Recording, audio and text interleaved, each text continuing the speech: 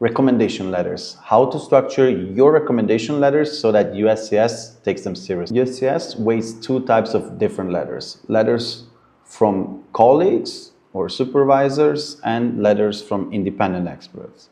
Letters of colleagues are great to attest to your work in detail.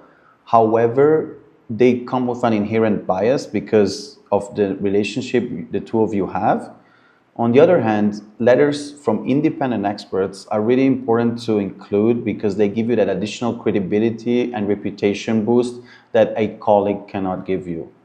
However, it is important that it still includes sufficient detail for USCIS to really grasp the importance of your contributions and the impact of your work. Here's the structure that works for your recommendation letter. First, it's important to introduce the recommender themselves and explain to USCIS why they are in a position to testify about your work.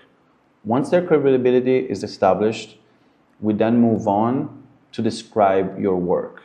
And it's not sufficient to come with generic statements such as Mr. ABC is a great researcher in the field. That doesn't tell USCIS anything new. Instead, what you want to do is say, Mr. XYZ worked on project X that led to outcome Y, which directly informs Z. And here's the part that unfortunately many letters miss, which is connecting the impact of your work to national priorities.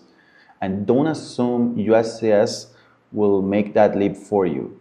Connect it directly in your letter. And yes, it's totally normal to draft the letters yourself. In fact, most experts will not draft a letter from scratch, but we'll be happy to review a draft that you submit them, and that's totally fine. It's actually standard practice.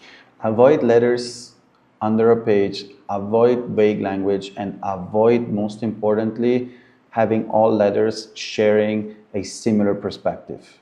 With letters of recommendation, diversity actually adds credibility. How many do you actually need? I'll cover that in the next one. Follow us for more.